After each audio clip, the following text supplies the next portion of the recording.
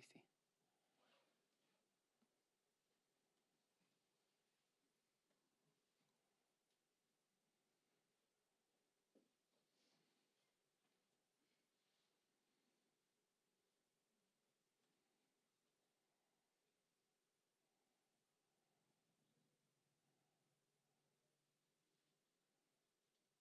Okay. Oh, good. Okay.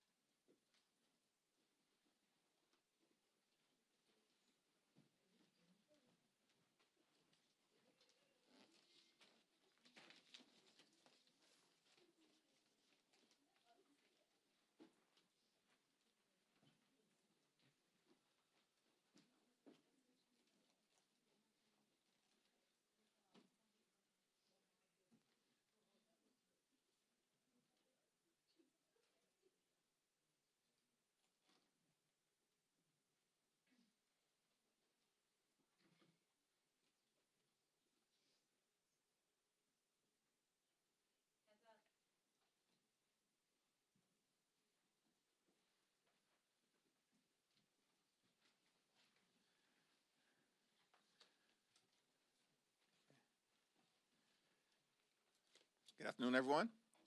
This is day 28 of the Trump Republican shutdown. And Democrats continue to make clear that we will sit down with our Republican colleagues anytime, any place, here at the Capitol or back at the White House in order to reopen the government, enact a bipartisan spending agreement that actually meets the needs of the American people, and address the health care crisis that Republicans have caused that is devastating people all across the country in working class America, rural America, urban America, small town America, the heartland of America, and black and brown communities throughout America, particularly at this point, given the Republican refusal to extend the Affordable Care Act tax credits. That will cause premiums, copays, and deductibles to increase by tens of millions of people by thousands of dollars per year. At the same time, Republicans are now threatening to weaponize hunger against the American people and withhold funding for nutritional assistance for children and seniors and veterans and women. This is on top of the fact that in the one big ugly bill that Republicans passed in July, in addition to a nearly $1 trillion cut to Medicaid, Republicans enacted the largest cut to SNAP in American history, $186 billion cut.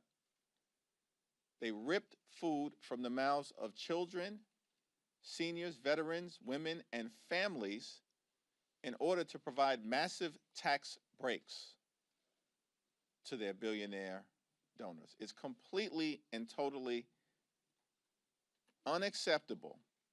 And on top of that, now they're threatening to withhold funding that the Trump administration has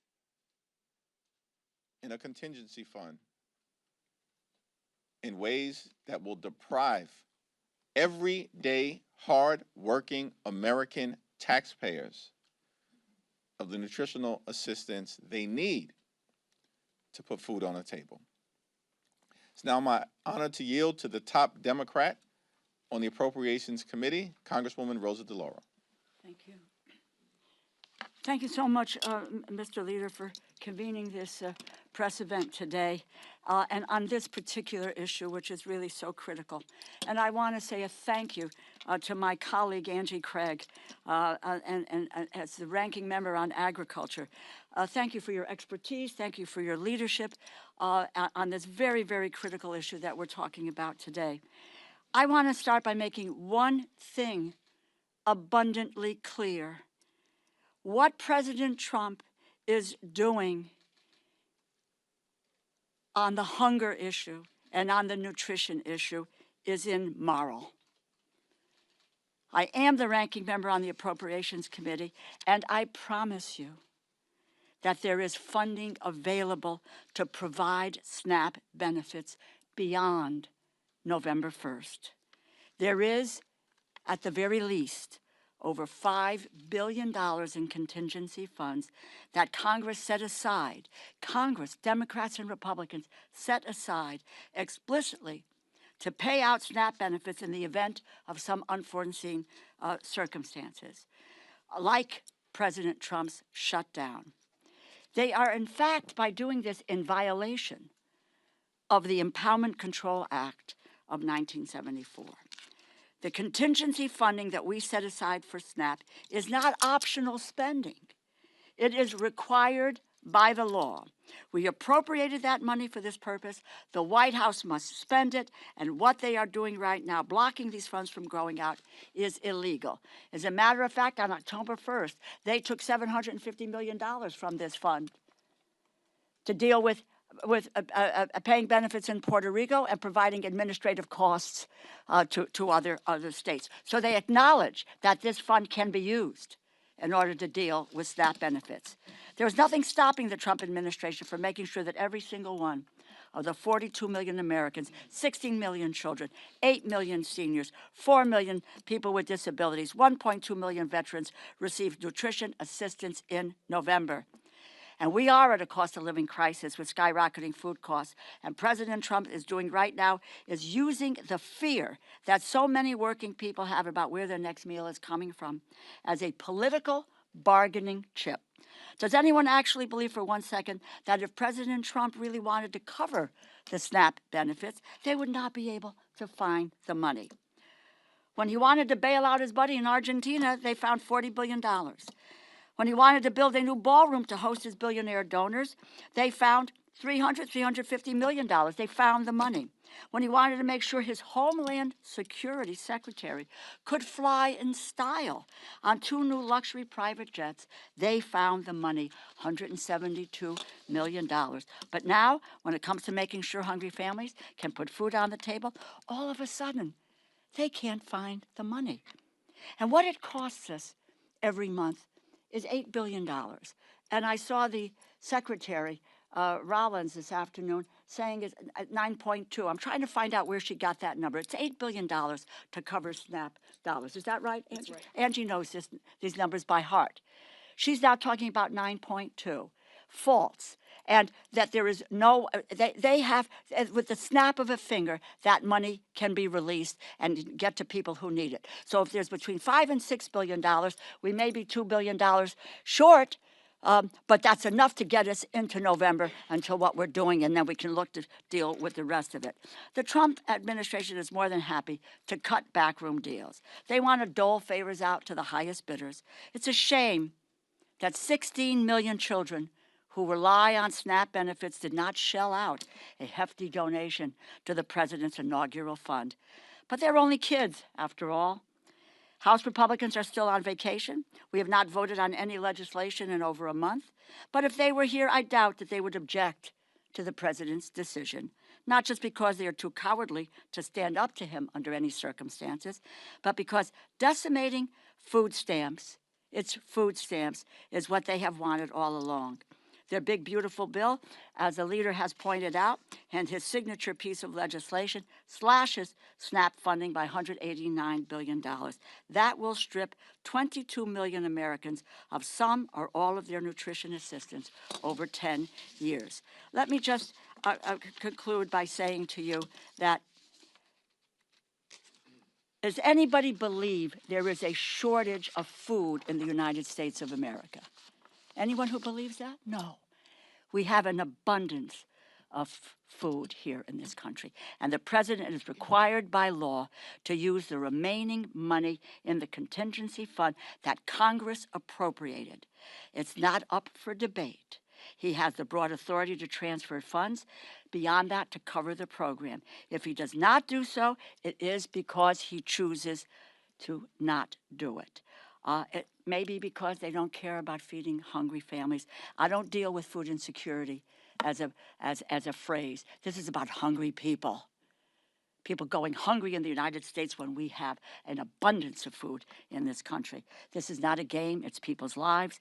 We're the wealthiest nation in the world, as I said, with the abundance of food, and no one, not an adult, not a child, not a senior, not a veteran, should go hungry in the United States.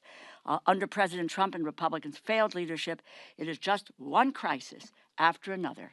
Open enrollment for health insurance begins in 4 days. They have not addressed the health care crisis they created. President Trump and the Republicans should return to Washington, end the shutdown. Vacation is over. We are here, we are working, and we are ready whenever they decide to join us. Let me turn it over now to the really indefatigable and will be chair of the not appropriations, of the Authorization Committee, Angie Craig from Minnesota.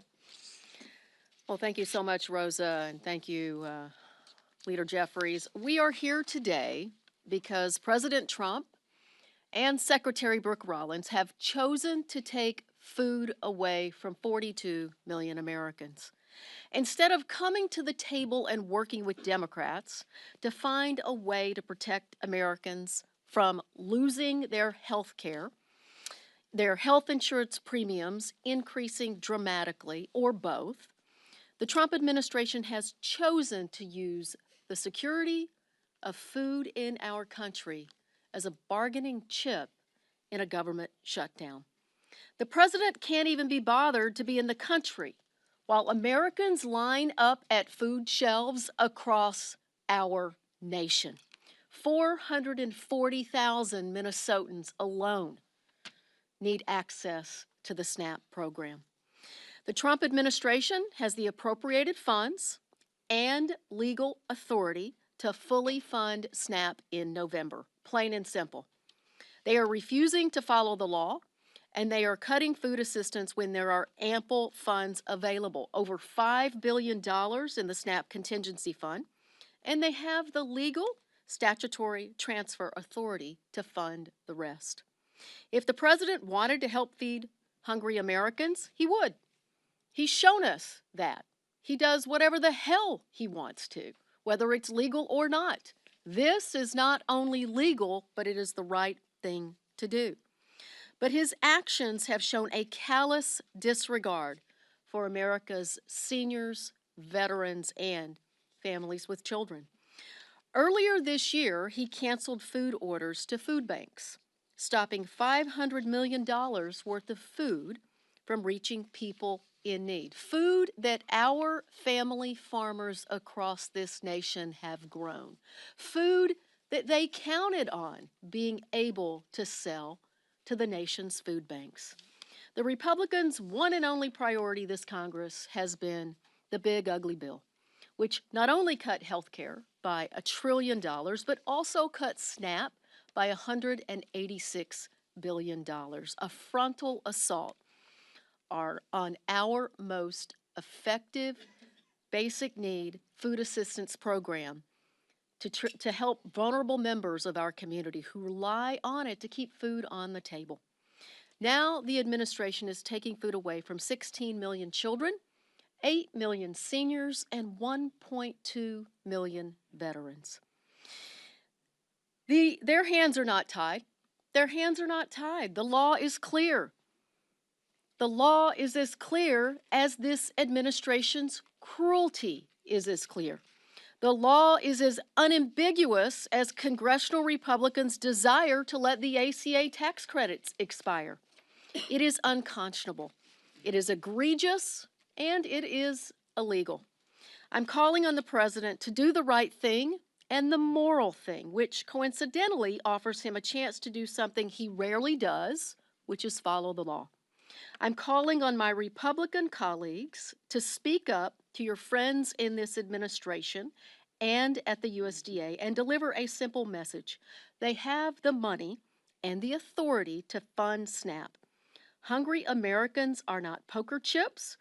Their health and well-being are not to be gambled with. And I so appreciate the attorneys generals from across this nation, including my own Minnesota Attorney General Keith Ellison, for standing up to this administration earlier today. Stop playing politics with America's hungry children, veterans, the disabled, seniors. Get back to the negotiating table. Open up the government and fund SNAP in November. Thank you. Connecticut joined that suit too, so excited to be with you. We're going to do on-topic questions first around the shutdown, SNAP, and healthcare. My question is for Congresswoman Valoro on the shutdown. The speaker said that throughout the shutdown the last month or so that appropriators have still continued to work on the 12 appropriations bills. Can you talk about what that work has looked like as lawmakers have been off the Hill? How have your members been able to engage with Republican appropriators in both the House and Senate? Sure. When the four of us sat down, Congressman Cole, Senators Murray and Collins and myself, it's really now over a month ago, and we came together and we talked about 2 or 3 things. One of them was that what we needed to do was to have the top lines for the agriculture, interior, and the military construction bill. The second thing, and we agreed that we would do that, so we had a number to work to. The second thing was that we would do a bipartisan continuing resolution. a bipartisan continuing resolution. And that would include two things. One of which was to take into consider Democratic priorities, because all of the bills that we had seen were just unilaterally partisan. And amongst those Democratic priorities was the issue of health care and the premium subsidies and the Medicaid cuts. It's $1 trillion and the skyrocketing costs that are now upon people at this very, very moment. And the other thing that we spoke about, and there was a consensus about this, that what we needed to do was in the future, when the appropriators came to a conclusion, that would stick, and that we wouldn't have any unelected bureaucrats who were saying, no, money's going here, money's going there, everywhere, except for where it was appropriate. We had consensus about that.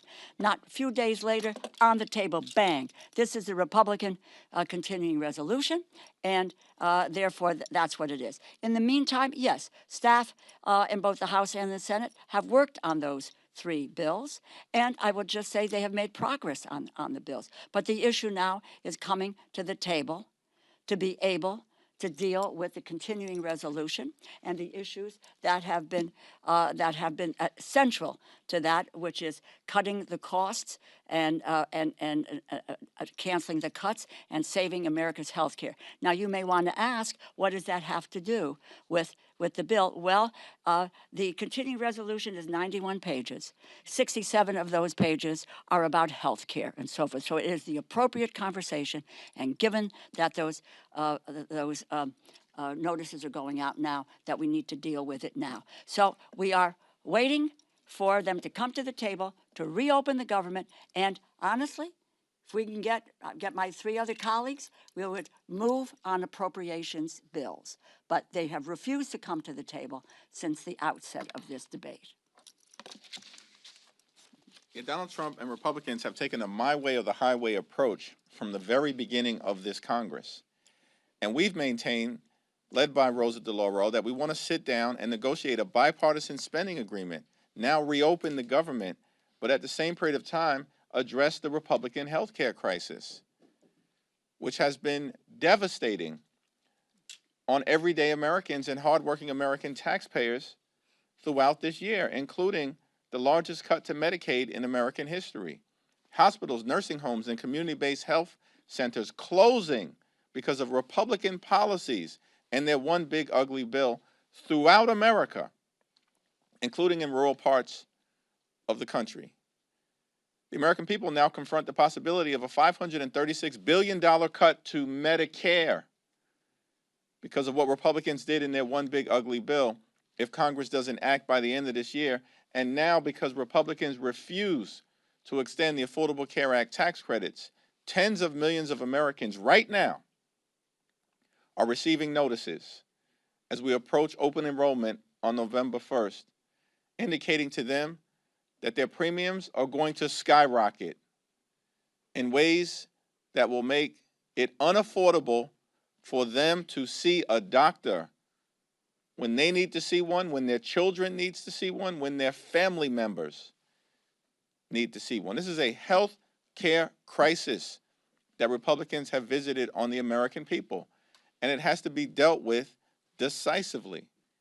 We're now heading into a SNAP crisis, as Angie Craig and Rosa DeLauro have so powerfully articulated. That is a man-made Republican crisis, because Donald Trump has decided that he wants to force millions of Americans, including possibly 16 million children, to experience hunger so they can continue their my way or the highway approach toward driving their right-wing extreme agenda down the throats of the American people. Unacceptable. Thank you, Mr. Leader. Today is the first day air traffic controllers will go without a paycheck. You're speaking about SNAP right now. We also have questions around how troops are going to get paid. At the crux of your fight against the Republican bill is the ACA, is healthcare. Are you concerned that these other issues, these other pressing issues like SNAP, the air traffic controllers not getting paid, troops not getting paid, are you concerned that that will start to dominate the conversation or dominate the consciousness of America, that the ACA conversation kind of gets pushed to to the wayside? Well, we've made clear from the very beginning that we want to enact a bipartisan spending agreement that meets the needs of the American people, that improves their quality of life, that drives down the high cost of living here in this country, where costs haven't gone down, as Trump promised on day one, costs have gone up.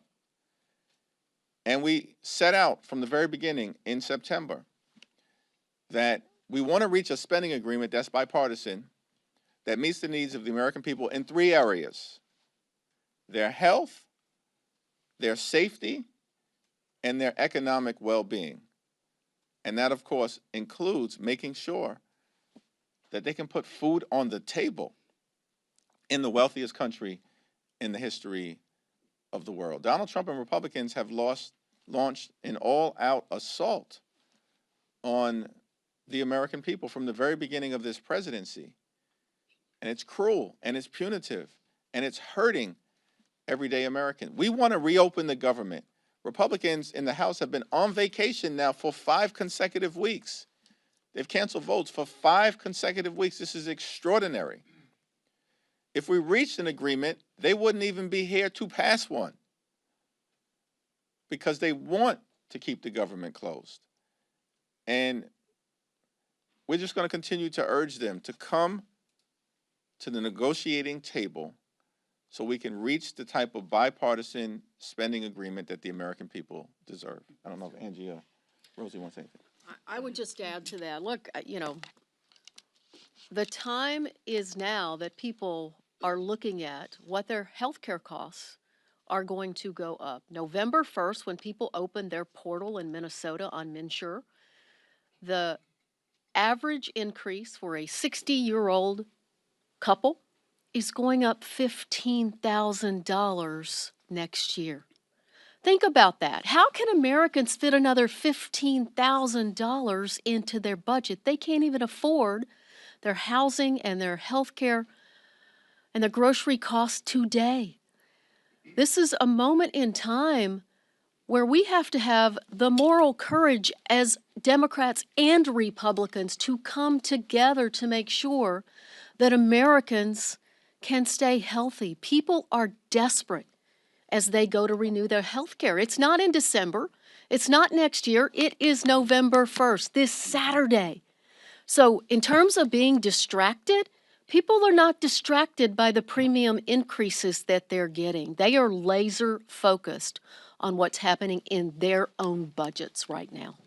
If I just want to add one more thing. Is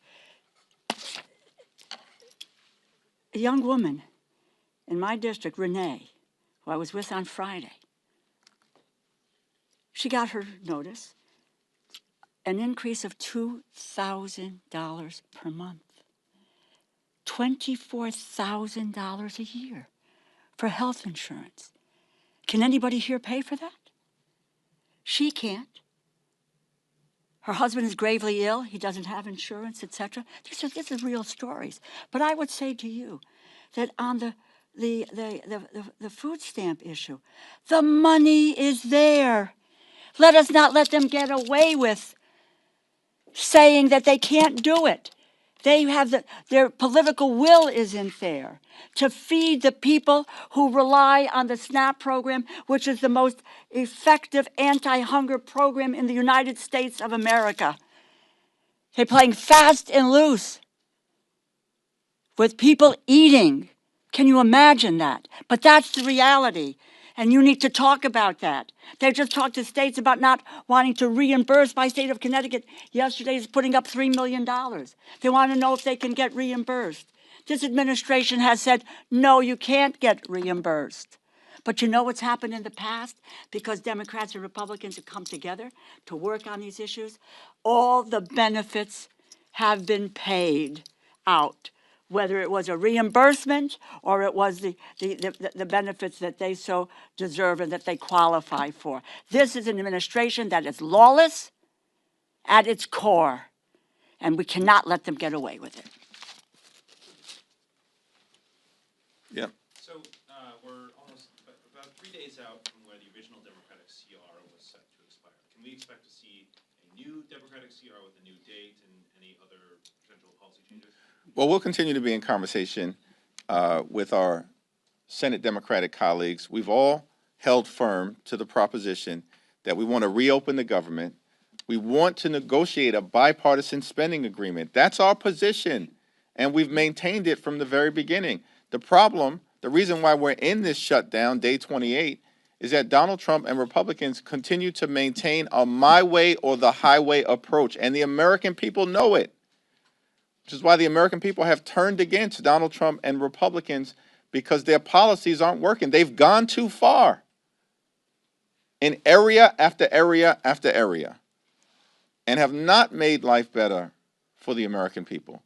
So we'll continue to be in dialogue with our Senate Democratic colleagues, but publicly, our position has been the same as our private position, which is we'll sit down anytime, any place with anyone on the other side of the aisle, either here at the Capitol or go back to the White House, where we've repeatedly made clear to President Trump, reconvene the legislative leaders, convene the appropriators, do what leaders do in moments like this, as opposed to being missing in action now for 28 days while finding $40 billion to bail out a right-wing wannabe dictator in Argentina and destroying the historic parts of the White House in real time so that he can construct a ballroom where he will be celebrated like a wannabe king. This is all outrageous stuff.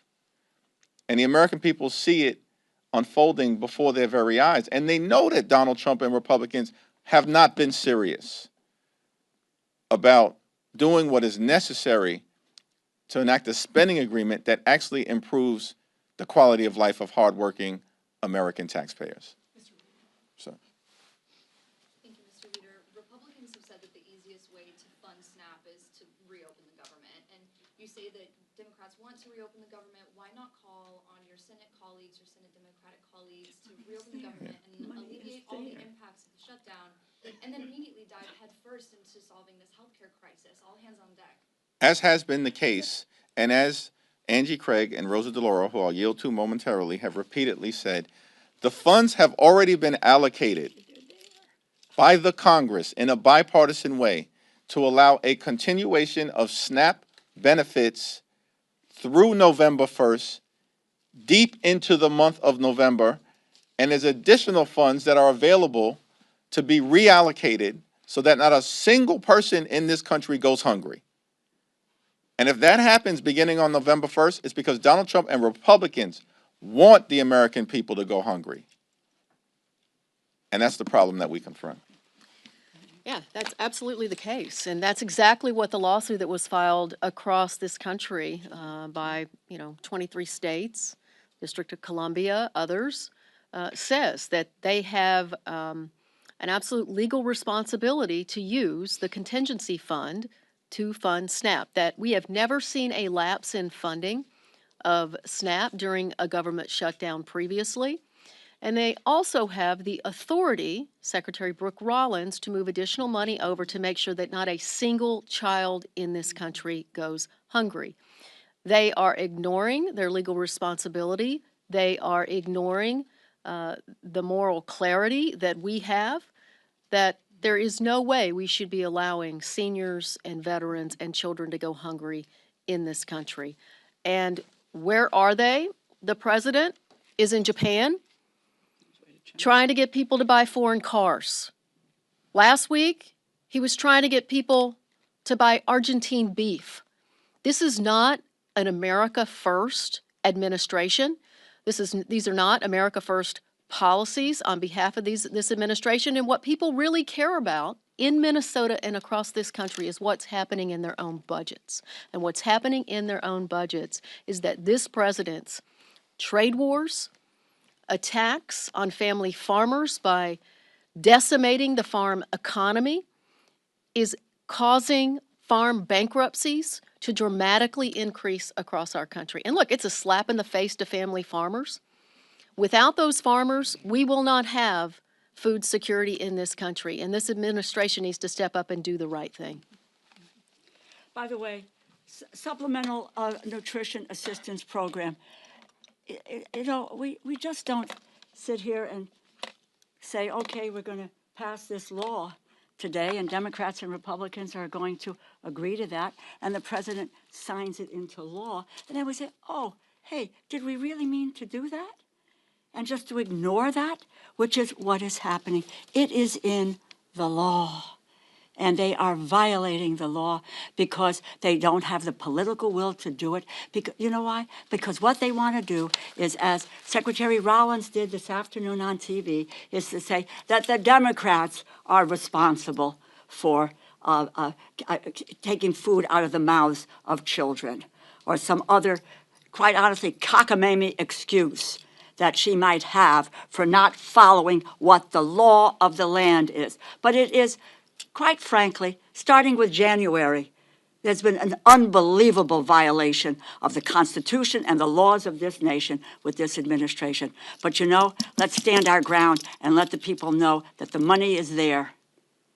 They need to wave their magic wand, and the money will go out, and in short order, we'll be able to get 42 million people fed in the way that the food stamp program has done from its outset. Let me thank Congresswoman Rosa DeLauro and Congresswoman Angie Craig for their continued leadership. Thank you. Thank you. This question is for any of the representatives, but now it'll be for you, Leader Jeffries.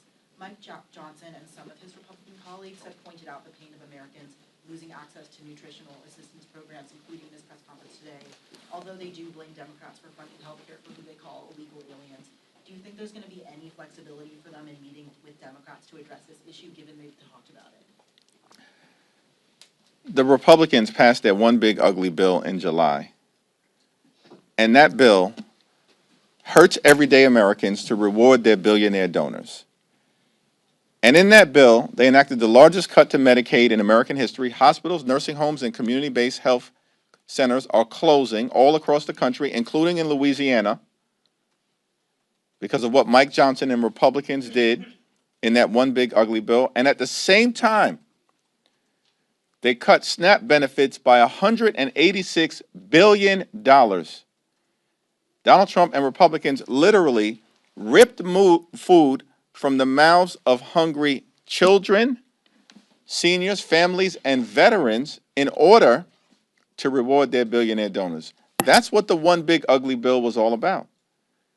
And so at this moment in time, these Republicans have zero credibility as it relates to the issues connected to health care and SNAP, because the American people have already seen what Republican policies look like. And that's ripping health care away from millions of Americans and doing the same thing as it relates to nutritional assistance. Our position continues to be clear. Let's sit down. Let's reopen the government. Let's find a path toward a bipartisan spending agreement that actually meets the needs of the American people. But we have to address the Republican health care crisis and the fact that on November 1st, just a few days from now, open enrollment will begin and reality will strike for tens of millions of Americans who receive their health insurance, both from the Affordable Care Act tax credits and beyond, that their health care costs are about to skyrocket, in some cases increase by $10,000 per year, $15,000 per year, more than $20,000 a year. These are working class Americans who are about to be hit with these dramatic increases that they cannot afford. And that's why Democrats continue to be in this fight until we win this fight. Thank you, Leader Jeffries. The House Oversight Committee released their report into the former President Biden's auto pen use, and the probe that they investigated. And Attorney General Pam Bondi said that the DOJ will initiate a review of the Biden administration's reported use of the auto pen for pardons. Can I get your reaction to that? The so-called chairman of the House Oversight Committee, James Comer, continues to behave like a malignant clown. We can't point to a single thing that he's actually done to make life better for the American people. Here's what he should investigate if he's investigating presidents or former presidents. Investigate the fact that Donald Trump promised that costs would go down on day one. He promised, Donald Trump, repeatedly, that costs would go down on day one. Costs haven't gone down. they're going up. Inflation moving in the wrong direction, as evidenced by the most recent report that was just issued last week. Housing costs are up, grocery costs are up, childcare costs are up, electricity bills are through the roof. And now, because of the Republicans' refusal to extend the Affordable Care Act tax credits, tens of millions of Americans are about to experience dramatic increases in their health care costs that will force medical bankruptcy on many of them, or they'll have to make a choice between going to see a doctor, putting clothing on their back, paying the rent or mortgage, or putting food on the table. This is what's happening in the United States of America, the wealthiest country in the history of the world. If James Comer wants to investigate something, investigate Donald Trump's lie that he was going to lower costs on day one. Two questions. The first is about the federal workers, the largest unions that are earlier this week. Does this give you any concern that they'll put pressure on Senate Democrats to cave? And then the second question is about Mamdani. Obviously, the union's endorsement. Do you encourage Leader Schumer to do the same? I issued a statement with respect to the mayor's race in New York City last Friday. That statement speaks for itself. In terms of the current situation that we find ourselves in relative to hardworking federal employees, we support them and will continue to stand by them. The Trump administration has fired or let go more than 200,000 hardworking federal civil servants this year prior to the shutdown that they're visiting on the American people. That's what the Trump administration has done. This year, fired more than 200,000 hardworking federal employees. They have been targeting civil servants from the very beginning of this presidency. In fact, members of the Trump administration have said publicly that they want to traumatize federal employees. That's what they've said. That's what the OMB director said. So our position will remain consistent. We want to reopen the government. We want to make sure that every single federal employee gets paid, both the ones who are furloughed and the ones who are essential workers who have been forced by this Trump administration to work without pay because Donald Trump and Republicans continue to keep the government shut down. We know that's their position because House Republicans have canceled votes for 5 consecutive weeks. We know that's the Republican position because the Senate Republican leader continues to bring the same partisan Republican spending bill to the floor for a vote. It's now been brought to the floor 13 times, and it's went down to defeat 13 times because Leader Schumer and Senate Democrats, partnering with House Democrats, have continued to take the same position. We will not support a partisan Republican spending bill that guts the health care of the American people. Third row. Thanks, sir. I'm curious for your reaction to reports that DHS has purged senior ICE officials and wants to replace them with Border Patrol. Are you concerned that this might signal a shift in how the administration is approaching deportations? Well, our view with respect to the immigration issue generally is that we support a safe and a strong and a secure border at all times. And that will continue to be important. We have a broken immigration system and it needs to be fixed. It needs to be fixed in a comprehensive and bipartisan way. At the same period of time, the American people are understandably horrified at the extremism that the Department of Homeland Security has unleashed on law-abiding immigrant families and communities, separating hardworking mothers from their children, in many instances, children who are American citizens.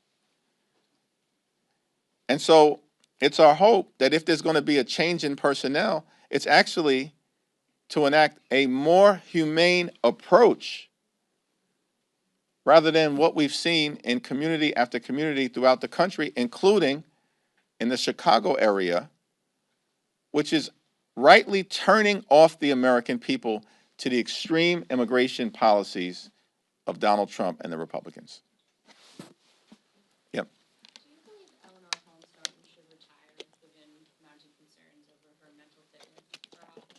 I have not had a recent conversation with Delegate Eleanor Holmes Norton. Obviously, she's had a legendary career. Ultimately, it's going to be her decision and the people of the District of Columbia to make that decision as to who's best positioned to represent their interests moving forward. Thanks.